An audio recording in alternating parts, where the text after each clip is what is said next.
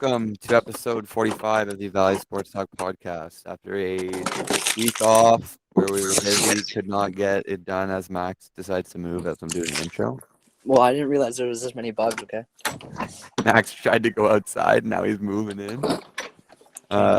We're back with episode 45. On today's episode, me and Brandon, Max, and I will be talking about the NHL playoffs so far. We'll talk about the first round so far, as currently the series are getting to the end, getting up to the higher games for those who have not already been eliminated. And then after we're done talking about some NHL, we'll talk about some NBA. How are you guys doing today? Are you ready to get back on, talk some sports? I'm great. I couldn't really hear a single thing you said with Max either, but I'm doing great. I was making a lot of noise, wasn't I? Yeah. Right at the start right as my intro is going too. You know what though? I gotta give you a lot of props, Noah, for being able to persevere and continue through that without losing your track of thought there. Pretty impressive. Thank you. I definitely lost my track of thought. Practice, but anyways, moving on. Yeah. So we're gonna start talking about some NHL. Currently, most games are either at Game 5 or Game 6. There's some Game 5s on tonight. I'm currently watching the Penguins trying to close out the Rangers. And Pittsburgh has a 5-on-3, 20 seconds into the game. Yeah, quick disclaimer. As we're talking about playoffs, and playoffs move really quick. This is coming out on Friday, May the 13th. We are currently recording. Oh, Friday the 13th. Ooh. Friday the 13th. We are currently recording on Wednesday the 11th. So a lot of series we're talking about right now might have been wrapped up, but that's the playoffs for you. It goes quick. Very quick. Speaking of that, sorry, I'm kind of watching this Pittsburgh power play here. The Tang, you suck. So far, like I said, we're about rounds 5, games 5 or 6 as we record this. Like Brandon just said, some some series will be over by the time this comes out. But Max, I know you said that you have been watching a bit of playoffs. What have your guys' thoughts been so far throughout the first round? Well, I think it's actually been pretty unpredictable, which is kind of typical in hockey, which is fun to see.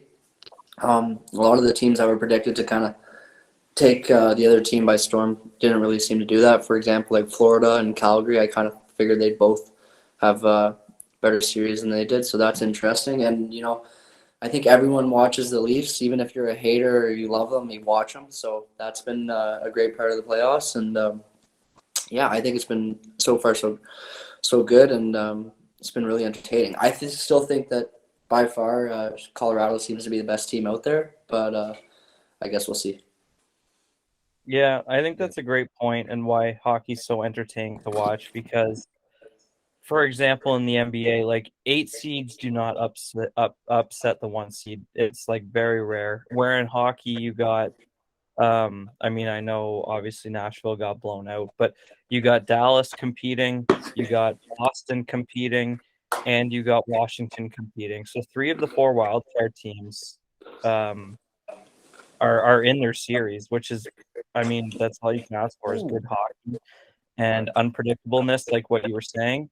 The one thing I will say, which kind of shocked me, which isn't normally how playoff hockey plays, but there's been some high-scoring games and a lot of lopsided games, and it's super weird to see. For example, you had Edmonton beat LA. It was 8-2, and then St. Louis beat Minnesota 4-0 game 1, and Minnesota came back and beat St. Louis 4-0 game 2. It's just been a lot of lopsided, high-scoring games that you don't normally see in the playoffs. But it's been entertaining. Yep. It's playoff hockey, so it's always been entertaining. But yeah, I was going to mention the high scoring. We haven't really seen, I don't think there's really been too many close games where, other than the triple OT Pittsburgh game, there's a couple, last night's Toronto game. Last night's Toronto game was close. I meant to say every Calgary game, not every Edmonton game. Yeah, for sure. Every Calgary game has been pretty close, as Pittsburgh does not score on a 5-on-3 because it's terrible. But yeah, the playoffs are always going to be entertaining. And I do like the fact that wild cards are competing. Like Brandon said, usually in the NBA, you sort of see 8 seeds get wiped out.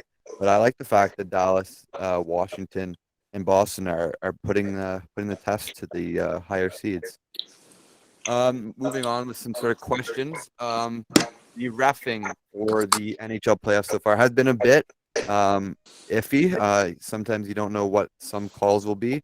In particular, there's been a couple goaltender interference calls that have not really been from like the regular season. They haven't been sort of I don't know what the word.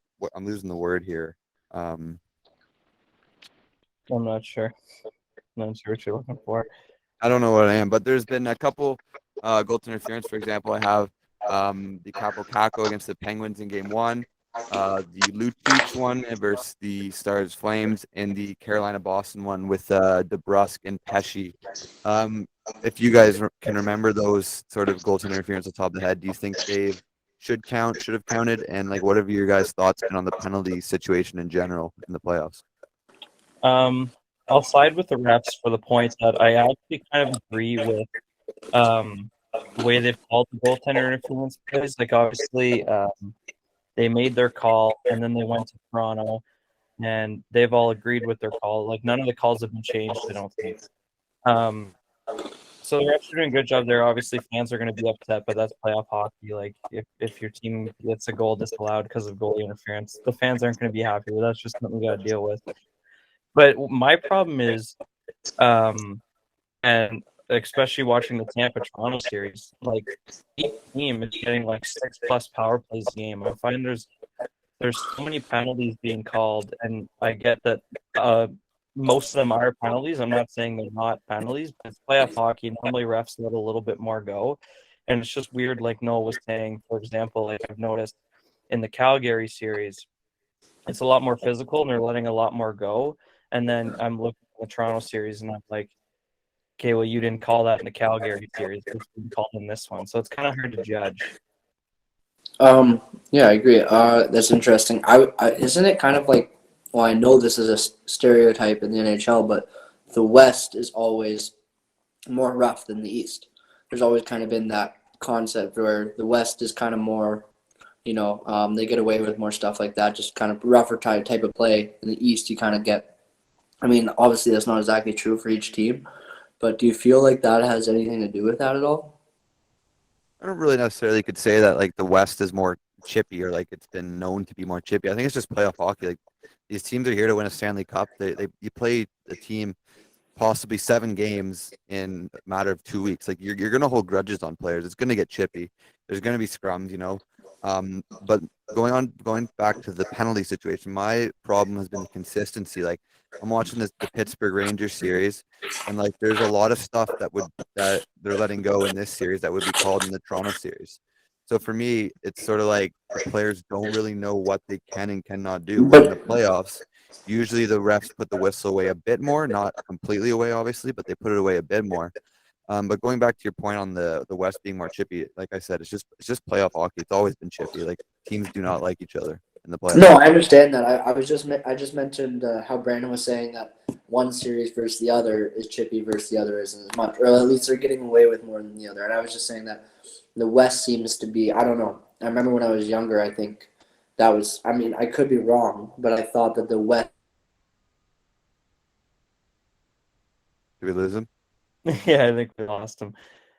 But I mean, to his point, I think it just kind of goes with like times and eras. Like, I mean, Max always grew up to be a Calgary and Senators fan. So I mean, for him, the East always involved Calgary, and Calgary's always been a physical team. So I kind of see where he's coming from. But like, I also yeah, think it like you said, matters though, about like yeah, like you said, teams play each other 7 times in 2 weeks. It's gonna Yeah. get rough. Max. We lost you for a minute there. I don't know if you're back. Yeah. No, I think I'm back now. I don't know what Yeah, happened. I cut out. you want to finish your point? I don't remember where you left off, but you cut I out. was just. Yeah. I was just. Are you? I was just confused, or I was just wondering because I thought like Calgary and Edmonton and some teams in the West were kind of known to be more physical. I remember that being a thing. Like maybe like Don Cherry would have said that possibly like once upon a time. Like there's no like stats that back it necessarily, but I just thought that was possibly a thing. I But think it I also think, matters on like a team system, right? Like yeah, in the playoffs, teams finish their checks way more. And like yeah, for a team like you mentioned, Calgary, they have a bunch of players that throw the body. You know, Blake Coleman, Milan Lucic, um, yeah, Zadorov, Gabranson, a bunch of their defense. They finish their checks regular season and yeah, not. So I mean, obviously Dallas isn't gonna like that. You're not gonna like whenever you pass the puck and you yeah, know you're getting hit every time. So right? You know what I yeah. mean? No, I agree and 100%. I think Max's point there, like for example, like this year, there was 8 really good Eastern Conference teams. Like they all got 100 points, whereas you didn't see that in the West. But I think Max, when we were younger and you were big into hockey, I think the West was better than the East. So you had a lot Yeah, more teams competing against each other for playoff spots. So it was probably a little yeah, rougher in the West when you were watching because of how yeah. tight it was. I agree. I think it was a lot more. I think it was a lot tougher, and I think what would happen was back 10, 15 years ago or 10 years ago, you would have had Ovi and Crosby kind of representing the East, just always, right? And although they're physical players, I mean, Mexican especially, they were considered more flashy type, like new age, back like 10 years ago, you know what I mean? Like they were kind of considered that type of player, whereas the West, you had a lot of guys like Shea Weber, Nicholas Lidstrom, He was in uh, yeah, yep. yeah, yeah, and like those guys played more like old school type style hockey. I mean, obviously they're defensemen, but still, you know what Yeah. I mean? They were And kind back of 10 like, years ago, all the California teams were good. So if you were a Senators fan, watching hockey, them doing the California sweep would not have been no, fun. like LA for example. LA was a super tough team, Yeah, always was, with Dustin Brown and Drew Doughty. Like they just there's a style of hockey that they played. But anyways, I'm getting off a topic right now. But yeah, I just thought it was an interesting point to make. Um, hmm so I wanted to sort of throw this in at the start. Obviously we'll talk a bit more, but if you guys were to think off the top of your head, you know, I had three personally whenever I was thinking about this, you know, who have been sort of the best players so far in the playoffs, like the players that have stood out the most to you? Um, I'll go quickly. Go ahead. Just because I have him on my team and I know he's revving up. Kale McCarr has been insane. Yep, he was one of Um, my three. yeah, definitely been incredible. If I had two others, I actually haven't been following along to him too much, but I just know he's ripping up is Crosby. I mean, Crosby's playing incredible. And then That's if I had, another one of my three. You're gonna steal all my three here, Max? I hope not. The third one, I honestly think McDavid's still the third best player out there, so that's my third guy. So Even though my they're third guy, he's a guy who's currently down in his series. It's got to be Krill the Thrill. He's been amazing. He's been Minnesota. he's one of the sole reasons why Minnesota has stayed in that series. There's guys like Fiala, Hartman, who aren't doing sort of what they did in the regular series, and Krill kind of has to sort of bear the weight, which is what he's doing. But I mean, you At a can't do very it young all age. yourself, and it'll be interesting to see if Minnesota will be able to bounce back and force a game seven in their home barn. But my three were Makar, Crosby, who Makar is just a human highlight reel. Like every game, I feel like he's doing some sort of move, either to get an assist or to get a goal. Yeah, Crosby's turned the clock back, and he's been very dominant. And you can even throw Gensel in that conversation, who has a goal in every game so far in this New York series. And then, like I said, Kaprizov. I'm yeah. curious. Do you think McDavid's doing more? Sorry, Brandon, just quickly. Do you think McDavid's doing more for his team than Kaprizov, or Kaprizov is? Like, who do you think is more important to their team? Uh, that's a That's a tough tough question. one. Well, They're both down, so I mean, they're both not it's doing hard to say very good because things. if they're both, if you take both those players away from their team, I don't think either of them make playoffs. Agreed. That's Why? incredible. I'd say Kaprizov's more important Wild just because Draisaitl. Yeah, but is Minnesota Not that I'm considered saying to be? McDavid isn't important. Obviously, he's arguably the best player in the league. But if you take Kaprizov off his team, I don't even know if you can consider anybody else on that team a superstar. Where if you take McDavid off the Oilers, you still got a superstar in Draisaitl. Yeah, no, Yeah, I agree. I was just curious. I mean, like the best player for Edmonton, and I won't go too far in depth because we will talk about it, but the best player for Edmonton has been Evander Kane, I think, so far. Which is So, like, crazy, which Yeah. is yeah, weird. like he's been the one scoring the goals, whereas for Minnesota, Kaprizov has like every goal for them. It feels like. Yeah, yeah. I Anyway, think McDavid's obviously the better player, but that's just a different Yeah, conversation. we're about to go back in depth on the series and talk about them quick before we jump into the NBA. The first series we are going to talk about is the Tampa-Toronto series. Obviously, Brandon is in uncharted territories, being up 3-2 against well, the two-time defending Stanley Cup champions. What have your guys' thoughts been so far on this series? it was so nice. I know the Leafs came out on top, but it was very stressful. But like, it was nice to see a close game because I think that's what we all thought coming into this series was we're gonna get 7 really tight, like basically Stanley Cup finals contending play from both these teams. And it's been kind of the opposite. Like game 1, Toronto played amazing. Game 2, Tampa played amazing. Game 3, Toronto played amazing. Game 4, Tampa played amazing. And they've all been sort of blowouts. We haven't really seen a bunch like that was the best game in the series by far, game 5. Definitely, 100%. So It I started mean, off shaky for Toronto. Like I thought they were yeah, done after they went down 2-0. I'm like, oh, Toronto, it was they're close. going back to Campbell Tampa came down in at 3-2. for sure. As much as my heart can't take it, it was nice to see a close game in this series, which is because like I said, it's what we were expecting. But it's going to be an exciting ride down the line here. By the time we upload this, I hope the series is over, but we'll see how that goes. Max, you have any thoughts? On the Toronto series, yeah. I've been hesitant to want to support the Leafs, but for some reason I am, just because it seems like so many people are against. Sorry, Yep. Gensel, 1-0 Right. Pens. Okay, the Pens are beating the Rangers. Whoop de doo. I told mean, everyone Brandon expected before that. you got on that I will yell if Pittsburgh scores. So that's my bad. It's all good. It's all good. Shit, you just made me. Sorry, I lost your train of thought. You were talking about we were talking about Toronto. I don't remember what. Correct. Oh, yeah. I was just gonna say that most people seem to be writing them off. Like it's like kind of like the thing to do now is just to say, "Fuck Toronto," and I get it, but at the same time, I kind of think they're a really good team still. Like they could be a really good team at least. Like they have so much potential. Like Austin Matthews, don't get me wrong, he doesn't do too much defensively, but I still think right now he's doing enough to say, okay, this guy's one of the most dominant players in the game. He could take over a game, and he still can. So I think if the Leafs just don't get into their heads, I mean, obviously it's more than that, but I just think it would be nice to see them actually do well. I mean, it's been over and over and over again. I'd like to see something different. So I'm hoping that they take this series. I'm not saying they are, but that's my hope. Yeah, I'll jump in. Obviously, if nobody knows, my whole family except for me and my sister are Leafs fans. So obviously it's talked about, and being roommates with Brandon at school, he was constantly watching Leaf games in his room. Every time I'd walk in, he'd be watching a Leafs game. So I know enough about them. Um, my thoughts, the one thing that I'm gonna throw out is the fact that Matthews and Marner have had this sort of things where in the game they've lost, they've just completely vanished, and sometimes you can't even tell that they're out there, which kind of worries me if they do move on.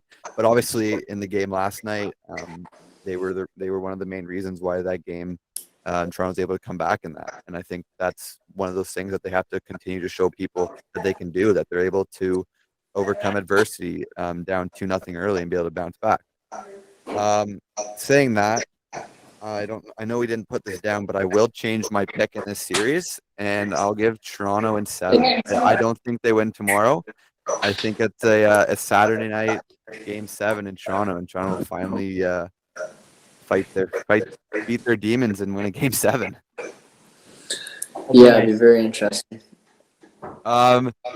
Moving on, if Tampa does find a way to come back in this series and win 2 in a row, do they have a legit chance to three-peat? Yeah, I think this is like, I don't want to say a stupid question, but I think it's such an obvious yes. Like, they don't have the third line, which is affecting them. But The if third line any, last night was arguably Tampa's best line in that game. Oh, 100%. But I'm talking like the third line of old. That line was Oh so yeah, good. yeah. But I mean, you have Kucherov, you got Hedman, you got Point, you got Stamkos, you got Vasilevsky. That's all you need for a cup run. So they definitely got the team for it. I'm not going to say they can't do it. I agree. I don't know. It doesn't seem like Tampa's fell off or anything like that, and they've just recently done it. The NHL, it seems like it works kind of like it's. Although it's unpredictable in the playoffs, you can still make the case that if a team makes a finals run, it's way less common for them to kind of, I find, like lose that spot or to lose like that contention over the next 3 or 4 years. Like it's way more common to see them kind of stay afloat in my opinion in comparison to like the NFL or the NBA. So I think Tampa's going to be around for a bit. So yeah. Yeah, I'll keep it easy. That Max and Brandon did a good job summing it up. Yeah, they 100% they have the talent to three-peat, and they get past Toronto. I wouldn't be surprised to see them sort of kick into another gear and motor through. Moving on to the next question. Um, Last night he was great, but the games before, Jack Campbell has struggled a bit, especially that one where he got pulled. He was not very good. Does Jack Campbell have enough to bring this Toronto team to a potential Stanley Cup? I honestly think they can. I'm just looking at like his play, and yeah, he might not have played well in Game 4. Well, he didn't play great at all. He probably had one of his worst outings of the season, and then he brings it up and follows it up with a Game 5 like he had. I know he let in too early, but he was the reason Toronto won that game. And that's what you need. You're going to lose in the playoffs. You're not going to go 16-0. You're going to lose. So for a goalie, it's how can you stay out of your head and bounce back. And he hasn't lost 2 in a row yet, so that's a good sign. And like I'm just thinking, if they beat Tampa, we got to play Florida, maybe the Capitals. I think they could do that, and then maybe Pittsburgh. And they think they could. That would be a fun one as well. I think he's definitely capable. He's just gonna have to stay out of his own head. I'll jump in quick. I think if you get Jack Campbell from Game 5, I easily think they have enough to go all the way. But if you get Jack Campbell from Game 4, in any time in the series, I think it's a bit more iffy. So just be all determined on his consistency of play. I don't got much to add. I agree with you guys. You guys probably know more about it. So yeah. And finally, I already said mine, but who comes out of the series? Does Toronto take it tomorrow, or does it go to Game 7 and Tampa I'm possibly going. comes back? I know Brandon. I know what Brandon's doing, but I'm going Toronto. So Yeah, my heart can't take another Game 7, so let's trade Toronto in 6. Let's do I it. like it. I like it. sure, I say Toronto in Moving 7, on but to the next series, which would be the two winners of the series would face off. We have Washington versus Florida. My thoughts so far have been that Florida has been kind of disappointing. Not that they haven't played well, but just their big guns like Huberdeau hasn't done much. I haven't heard much of Barkov. And obviously, we said that any team in this East could make an upset. And Washington is looking to do that. They could take the series lead. I think, is it tonight or tomorrow? Tonight. Oh, yeah, it's on right now. It's on the same time as this game. So Right yeah, now. my thoughts have just been that after a dominant regular season, Florida has been a bit disappointing. Yeah, I think and this sounds bad because I've talked highly of Florida all year, but I think they're the kind of Toronto of a couple of years ago where their play style works in the regular season, but it doesn't really work in the playoffs. I like Florida, and I just know this from experience, them beating Toronto. Like they were beating Toronto like 7-6 and like 6-4 and stuff like that. And although I mean we have seen high games and stuff, this series hasn't been one of those series with a lot of goals being scored, and that's Florida's strong suit. And with the goaltending they've been having, which hasn't been terrible, it hasn't been great. Um, they here, like Noah said, you haven't heard Barkov, Huberto. I think for Hagee getting points, and if you're gonna win a series, your big guns gotta participate. So I think Washington might be figuring them out. I'm actually. I'd agree. That was kind of how I thought I saw it. Even though I have a couple of players in Florida on my fantasy, it kind of be nice to see them go down. I think Ovi still got it, and yeah, just from a hockey fan standpoint, I'd rather see Washington and Ovi get a chance at winning it again. So that's my guts telling me that they got a shot at actually going pretty deep if they win this series, anyways. So Yeah. So the next question I have down is, can either obviously we know Florida, but if Washington gets through them, do they have a chance at either Tampa or Toronto, and do they have a chance of going for it all? Again, this might sound biased because the winner could play the Leafs. I don't think either of these teams got enough for a cup run. Washington, I don't know. They just don't have as strong of a team as they used to. Obviously, they're still competitive, but I might be too quick to rule them out. But I just don't think they can do it. And then Florida's been showing that style of hockey doesn't really work hasn't been working for them in the playoffs. So they're gonna have to figure something out. And I don't know if they can do it in time. I don't think either of these teams will win the cup this year. I think that Washington's goalie situation is going to be the thing that holds them back. They've already played both their goalies in this series, and both of them have let in some pretty weak goals. So that's my one big concern for them. interesting. Pens versus Rangers. Yep, as I'm currently watching it, the Pens have a chance to eliminate the Rangers. My thoughts. Tonight. They're currently up. Max, do you have any thoughts, Brandon?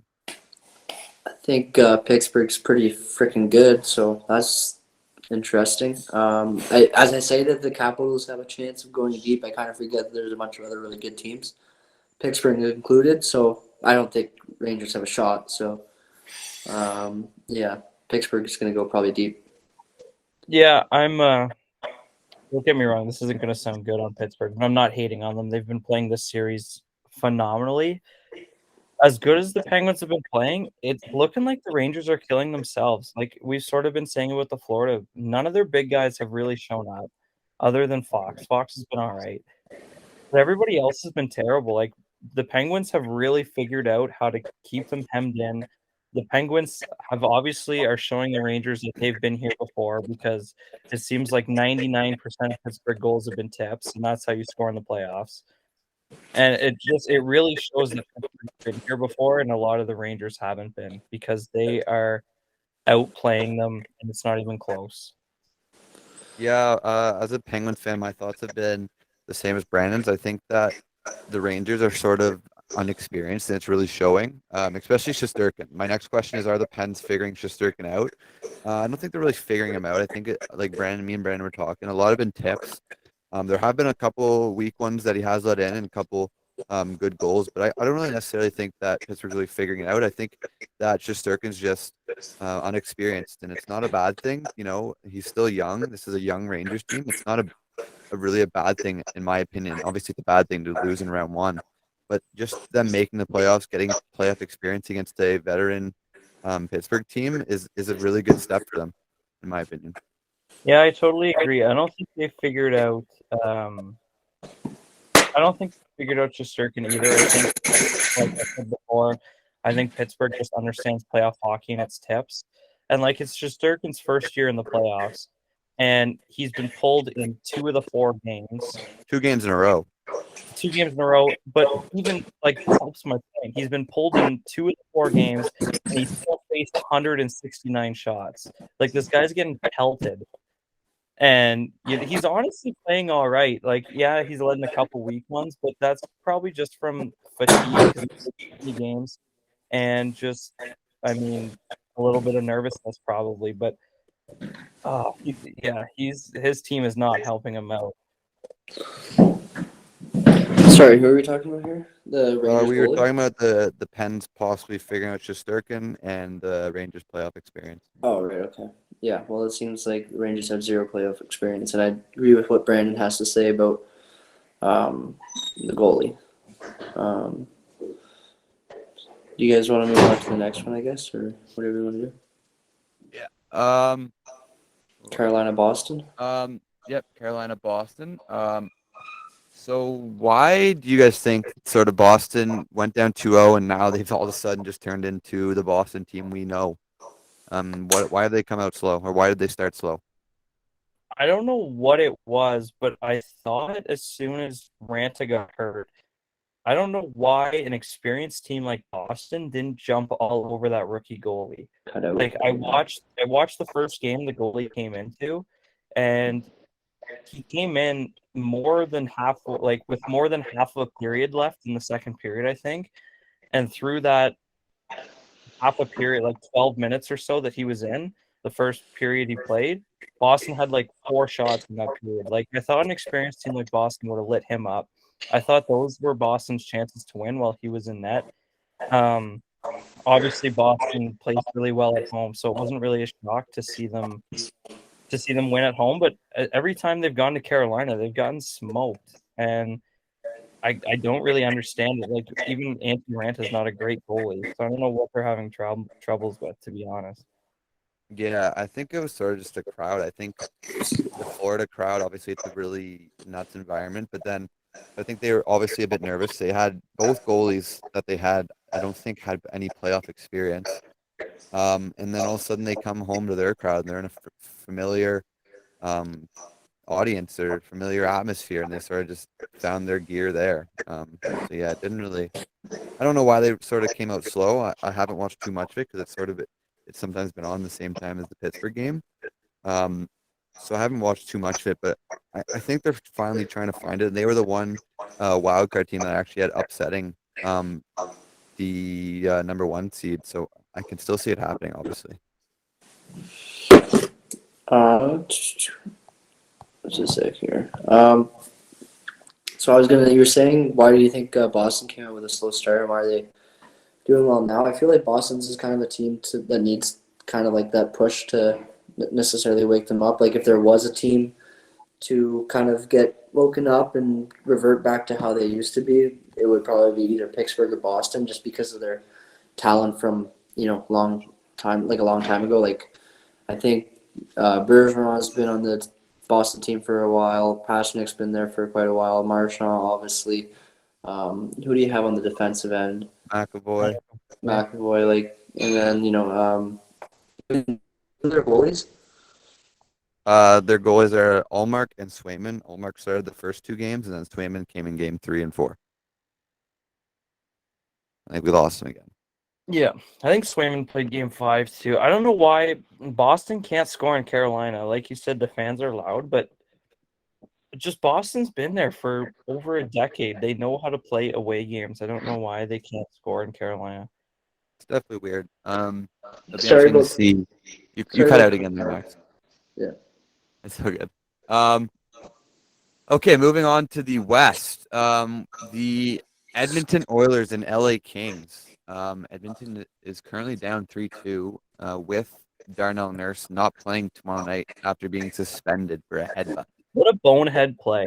That was my- that was stupid. Darnell Nurse could have probably just costed his team that series. Arguably the third best player on the team. You're down 3-2. Not just down 3-2, you're going to LA for game 6 in a must-win, and your third best player, aka your best defenseman, suspends himself on a stupid play. Yeah, that was pretty stupid. A hit from behind is kind of like excusable because the game goes really quick, but a headbutt after the whistle, like what are you doing? Yeah, it was not very smart. But obviously, the main talk about this has been Mike Smith. He had a terrible game 1, bounced back in games 2 and 3, where the Oilers dominated both those games. And then last night, he let in a couple squeakers, and it led to the Kings actually winning in overtime and taking a 3-2 series lead. What will the Oilers? What's the Oilers' game plan going into Game 6 tomorrow night? I don't know what their game plan is because it's got to be speed and it's got to be forechecking because this LA defense without Drew Doughty is really young and inexperienced. So I think you got to sort of try and hem them in, I feel like dump and chase would work really good. But I think LA is winning this in 6. I mean, like talking about Mike Smith, Edmonton's biggest problem has been goaltending, and it's not really changing in this playoff series.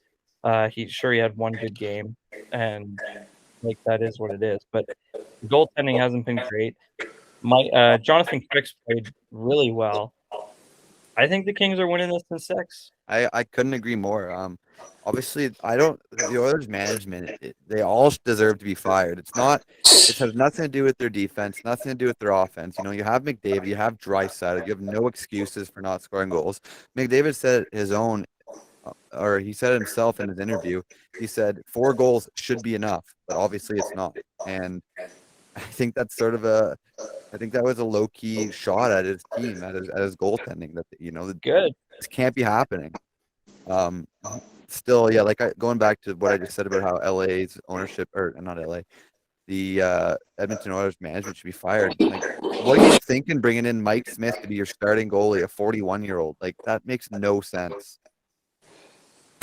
Yeah, I agree. If you have this problem, like if this was their first year with a goaltending problem, fine. But this has been an Edmonton Oilers like problem since Connor McDavid's been drafted, and they've just never fixed it.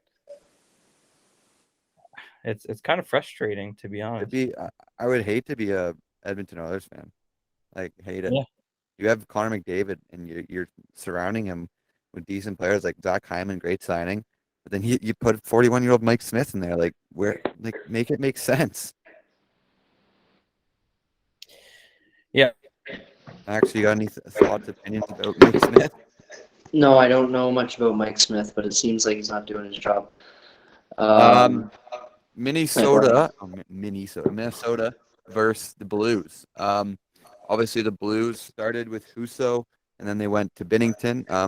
And Binnington has had success. Who does St. Louis go ride with for the rest of the playoffs if they win this series? I totally agreed with starting Husso. He had the better end to the regular season, and he just looked a lot better than Binnington. But the move to Binnington, I think him not starting kind of fired him up a little bit. He's a really emotional guy, so I think that fired him up. And he's got the experience. I mean, I know he hasn't been playing the best, but he's got playoff experience, and it seems to be working for the Blues. So I say you ride with him. And then also, if we talk about Minnesota's goalies, I hear a lot of people saying they should start Talbot for Game 6. Although Talbot had a really good end to the season, I think it's really hard to throw a goalie in that hasn't played in like 14 days to throw him into a win it or lose it Game 6 in St. Louis. I think that's a hard environment to throw a goalie into. So I think although Talbot might sorry. Yeah, I agree with the Husso thing. I thought Husso was the better goalie.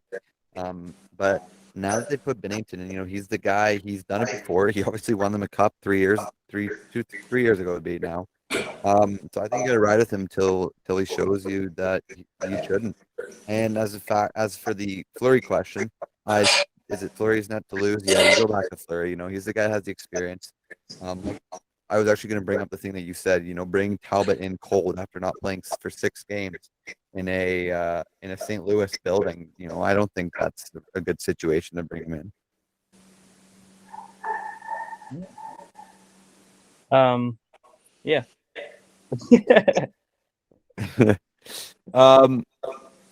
Going to the one series that has already ended, the Preds and the Avs. It was not much of a fight. The Preds did not give up much of a fight other than in one game. They sort of looked like a Preds team that could maybe steal a game. In my opinion, or sorry, not my opinion. First of all, did you guys suspect anything different with the series? How did you think compared to how it went? I actually think, and this is because the Predators, I think people kind of forget after them being kind of swept and being dominated in all the games but one. The Predators have a really good team, and I think it shows more about how good the Avalanche are than how bad the Predators are. Because the Predators are a good team and they deserve to be a playoff team. And the fact that the Avalanche, I mean, even with Saros in nets, I think it would have been a sweep the way this shaked out. They might have won that overtime game, maybe. It would have been 4 or 5 even with Saros in nets. I think this is just showing how good Colorado is. It's like they were a bunch of men playing against boys. Yep. 100% agree. Yeah, agreed. I have a couple players on the team, so. With the Saros thing, I don't think it really changes much. Maybe, like Brandon said, you get that overtime game, you get a game, maybe 2 if you're lucky. But yeah, this Avalanche team is something special, and they're a wagon, that's for sure in the West. Yeah, I agree. And finally, the last NHL series, we have Dallas and Calgary, which has been probably one of the more not really exciting series, except for the past couple games. The first two games were 1-0 and 1-0. Not very fun. My first question: are we seeing the same old Calgary, not being able to get over that hump? I really hope not, because in the regular season they were a really fun team to watch. They have such a good squad, but I mean they can't score. It's crazy. Like Ottinger is playing out of his mind. Um, and it's not even that the Flames are playing bad. They're throwing a lot of pucks Ottinger's way. He's just stopping everything. And that's not even to say like Markstrom's been playing amazing too. And a guy that's going to be up for the Vezina probably is playing amazing, and he's still the second best goalie in the series. Like it's ridiculous. I still think the Flames win this one. I think them winning Game 4 was huge. Um, I think they'll win this series still, but Dallas is putting up a fight, and we forget this. This is not too different from the team they brought to the Cup Finals a couple of years ago. Yeah, Yeah. go ahead, Max. Go ahead. All I had to say was just that I have a couple of Calgary guys in my fantasy, and I think they haven't been shaky or anything like that. I just think that Dallas has been bringing it every single game, so it's been fun to watch. And I still have Dallas. I still have Dallas losing, but yeah, it's been a more. I think although it's not been super entertaining, it's still been better than what I thought it was going to be. I thought Calgary was just going to blow them out. So yeah. Yeah, I'm still gonna take Calgary, but I did say on the one that just me and you did, Brandon, when we took our predictions, I thought that if any team was gonna upset Calgary, it was gonna be Dallas, and I'm sort of seeing that my prediction might came true. Might come true. Just being that they're an annoying team to play against, and they have done it. They've been to the finals, obviously 2 years ago in the bubble, and I think that Ottinger is honestly the goalie of the future for them. He's 23. He's played well to end the regular season. Obviously, got them in the playoffs because there was some teams fighting for those last few spots. He's looked amazing in this playoffs. So I think if he has like a bang up job in these next couple of games, I can't see why Dallas can't steal this series. Yeah, possibly They, for sure. Okay. Now we I can will wrap I up can our NHL talk. I can take this over if you want. It's up to you. And yeah, we'll go into a bit of NBA. Personally, I won't sugarcoat it. I have not watched very much of the NBA since the Raptors got out. I have kept up with the series and stuff, so I will have enough to sort of BS my way through this. But this is where Max will sort of go over. Max, you want to take it from there? Yeah, sure. As long as I don't cut out. Sure. Yeah, I might honestly. This Wi-Fi is not the same as 23 Laurier, but So starting off, I was gonna ask the question. Jokic, back-to-back MVP. I was gonna ask you guys. I think we already went over this, but do you guys think it's the right call or no?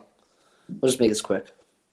yeah, I'll just quickly say I watched a podcast today at work, and it brought up a really good point. Although I thought Embiid was the MVP, um, I'm not mad that Jokic won it. He had an MVP type season. So although I don't agree with it, I think it was deserving. And I'm just saying that because there was a lot of hate, especially Embiid fans saying that it's rigged or whatever. Like Embiid should have won it. But Yeah, like Jokic had a great season himself. So although I disagree with it, I think he deserved it. right. I'll bring one thing up. I think that the controversy of Embiid or Jokic possibly not being deserving only really came up in the playoffs whenever he lost to the Warriors. I don't think nobody's really I like, think it was no one wanted to call Jokic the MVP in the regular season right away though. Like no one was like, "Oh, he's definitely the MVP. It's him." I think it was always Embiid Jokic. It wasn't one or the other for sure. yeah, I totally agree with that. But I think that whenever people started saying, "Oh, Embiid's 100% the MVP," wasn't until the playoffs, wasn't until Yeah, Jokic sort of had to go against that Warriors team all by himself. yeah, Um, like we said, it's a regular season award, and with the season that Jokic had, that's an MVP any day of the week. Even like Brandon said, Embiid there's no way. Like the one thing that kind of pissed me off is that Jokic had double the first place point votes that Embiid had. In my opinion, this was a toss up between the two, and I think Embiid did get a little disrespected by the voters. I think we're gonna look back at this in probably 5 or 6 years, and we're gonna be like, why did we give Jokic the MVP when Giannis was still playing at the same level that he's always been playing?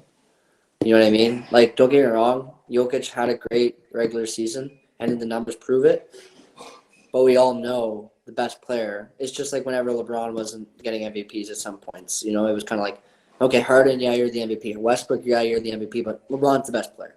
I think that's what's happening right now with Jokic. Like, okay, Jokic, you got your MVP, you got your numbers, but Giannis is definitely the best player, and you can see how important he is to his team. Like, don't get me wrong, the Bucks are deeper than the Nuggets, but it just shows you how much of a difference there is between Giannis and the next player in line, in my opinion, in the league. Different Yeah, topic. the NBA MVP is such like there's so much controversy with it every year, I find, and I think Exactly. it's because like I think a lot of fans like I mean it's not actually the most valuable player because if it's the most valuable player, would have gone to LeBron the last 10 years in a row, Yeah. and then like maybe Kevin Durant in there and Giannis a couple times. And Steph But Curry. You can't not say Steph Curry. Steph Curry had some great, yeah. Steph Curry probably would have still gotten it in 2015 or 16 whenever he had it, but 73 and it's 9. even though it's called the MVP, I don't actually think it's the most valuable player.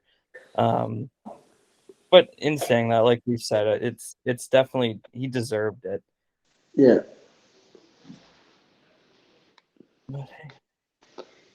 So moving into the next segment, I'm just gonna ask you guys about the Dallas and Suns series. Seems like it's getting pretty chippy. It's been fun to And he cut out. Yeah.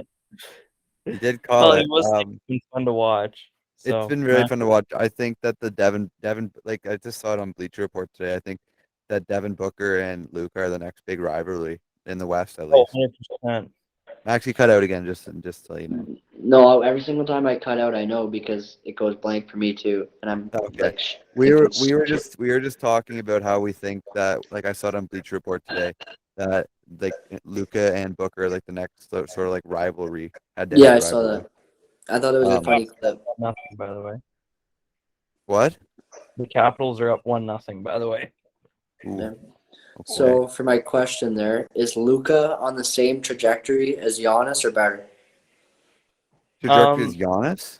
Yeah, like do you think he'll end up being just as good as Giannis or better? I Like, think so he's definitely got the talent to see. I don't know if you can say they're on the same trajectory just because Giannis at Luka's age was at a different point. Like Giannis was sort of late grower. Yeah, yeah, he was a late bloomer, late but bloomer. Sorry. once he came on, it was really quick. Whereas Yeah. Luka, he was drafted really high and has been great since the start. Yeah.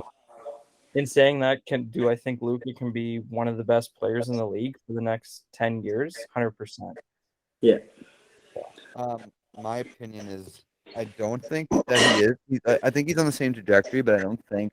I think when it's all said and done, Giannis will be a better player.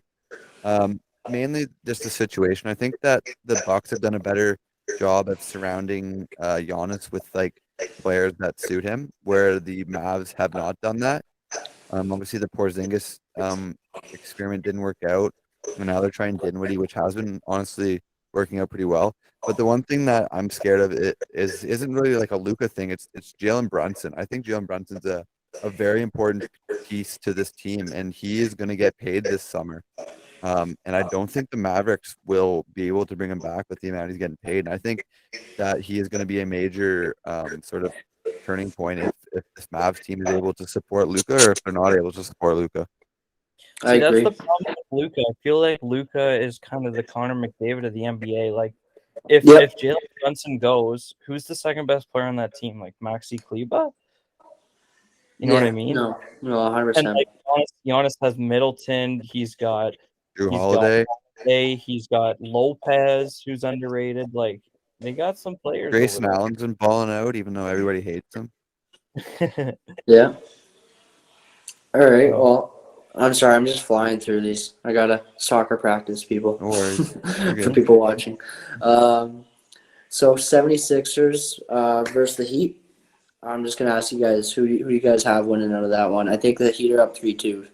I think Embiid's, I don't know if Embiid's coming back, but I read on today that Kyle Lowry is most likely out for the remainder of the series. I think that interesting. is a big loss. Obviously, we know the type of being a Raptors fan. Me and Brandon and even Max, who watched a lot of Raptors games, knows like the impact that Lowry brings to a team. Yeah, Just his grit, his attitude. He's a winning player. He's done it at every level. Um, I think that's an important piece, and it'll be interesting to see. Max, like you said, they're up 3-2. yeah. Is the next game would be in Philly, right? I believe so, and I believe it's tonight. It'd be tonight. Okay, so I could No, see no, that no, no. It's series. tomorrow. It's tomorrow. I could Sorry. see that series easily going 7. They're two powerhouse teams. But I'm gonna stick with my finals prediction with the Heat. Yeah, I had the 76ers going to the finals, but I actually think the Heat are going to win this in 6. Um, and it's kind of weird because I'm agreeing with what Noah said, but because of Noah's points, I'm kind of disagreeing with him. Like Lowry is this like really obviously he's high volume, he lifts the play of the other players, but in game 4, the second game in Philly, Lowry played, and he definitely wasn't healthy. It looked really forced, and the Heat looked terrible. And then they sat him out game 5 because he just wasn't ready, and it didn't work in game 4, and they blew the 76ers out of the water. So I think actually Lowry being out and not forcing play is helping because they don't have to force ball. They don't have to force him bringing the ball up or anything like that. So even though I said 76ers are going to the finals before the playoffs, I think the Heat are going to take it in 6. I think we gotta sort of sorry, Max, before we go on here. I think we gotta start showing Jimmy Butler as like one of the more underrated superstars in the league. Like this man's balling out, and he's not getting talked about. You know that was my next question, right? No, I honestly didn't. I'm not on the sheet right now. It says, is Jimmy Butler underrated, overrated, or neither? Oh, he is completely underrated. He's been underrated since he's been in the league. I agree. One of the most The thing underrated is, superstars of this though, generation. it's hard though because yeah, his play right now is saying that he's underrated, but at the same time, like we've never seen him put these numbers up when he's with other people. Like we didn't see him put these numbers up when he was in Philly. No, He but didn't he was no, but he was doing. He Minnesota. was definitely. He definitely helped a lot when he was on But I Philly. don't think he was really forced to put up those numbers in Philly. Like Yeah, he had these players around him. Here, he was like fourth quarter Lowry's Philly. out. Remember his Duncan fourth Well, quarter that's Robinson's what Jimmy. I'm not saying playing. though. He was fourth quarter Jimmy. Sorry. That's what I'm trying to say though. Like if Jimmy Butler is needing to do this, like yes, him as a player is underrated, but I don't think a team. I mean, although they're going, Undervalues him. Yeah, I get I that. don't think a team like that can win the finals. To be That's honest, fair. like he's gonna need help somewhere. Bam's gonna have to help him. Somebody's gonna have to help him here. So Bucks Celtics game tonight. Who's got the Great win? series. Great series. That's the one series I have kept up with. Yeah, it has been. What's that series at? 2-2. 2-2. Okay, yeah, I thought it was 2-2, but I wasn't sure. And tonight would be in Milwaukee. So Yeah. I say that's a series that's destined to go 7 games, and I think that might actually be a game 7 I tune into to watch because I think that's going to be amazing. If it does go to 7, Same here. I don't know who. I think I'll still take the Bucks in 7. The only problem I have is I feel like this series has to go 7-2, and Game 7's in Boston, which is the hard part. Yeah, I'm just looking at the score right now. Boston's currently up by 8 at halftime. Um, so if Boston goes up 3-2 in the series, it's going to be hard for. I feel like a team can't win 2 games in a row in this series, so I think Boston's going to take this in 7. What do you think, Max? I'm gonna take the Bucks in 7 because I think Giannis is still gonna have one of his historic games where he puts up something crazy like 48, 12, and 8, and he puts everything on his back, puts the team on his back. So that's my prediction, or that's what I'm hoping. I really like Giannis. So We can tell by the way you talk on the pod. Don't worry. pardon? Yeah, We fair we enough. can tell. Yeah, I really like the Bucks too. The TD Gardens will be loud in a game 7. Yeah, That'd be a fun atmosphere to be in. it would be. All right. So last question. Finals predictions. I'm sticking with mine that I had at the start of the playoffs. Phoenix, Miami. At the beginning, I had Warriors 76ers. I think I'm gonna go Warriors Celtics. Warriors Celtics. I'll go Warriors Bucks. Bucks winning. Back to back. Yeah. I think the Warriors are winning this year. That's the whole Gotcha. thing. Cool. Damn. So I think that'll wrap it up. Max, you're good. What? I have to say quickly, it's sad to see Morant out for the season. Oh yeah, definitely Yeah, tough one. super. But Okay. yeah, Max, you're good to go. Enjoy your soccer practice. Thank you. He's gone. That'll wrap it up for today. Like we said, we apologize for missing last week. We just weren't able to all get together for a day to record. We also promised you guys that mini games will be coming back. We will definitely try to get something out within either we record this weekend or we record something next weekend. We will try to get one out in the next couple weeks. Brandon, I don't know if you have anything to add about anything. Go Leafs, go. Go Pens, go. I'm going to go watch second period. It just started. So with that, make sure you like, subscribe, check out all of our socials, and we will see you next week.